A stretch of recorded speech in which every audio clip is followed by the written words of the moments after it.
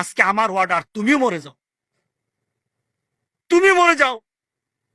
আজরাইল আলাইহিস সালাম তার নিজের জান নিজেই কবজ করবে, নিজে একটা চিৎকার দিবে, একটা চিৎকার দিবে, আজরাইল আলাইহিস সালাম মরে যাবেন।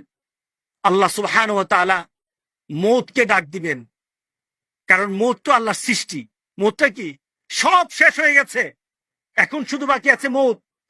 আল্লাহ সুবহানাহু ওয়া তাআলা মৌতকে ডাক দিবেন, কারণ মৌত আল্লাহর সৃষ্টি। আল্লাহ বলেছেন আল্লাযী খালাকাল মাউতা, আল্লাহ মৌতকে সৃষ্টি করেছেন।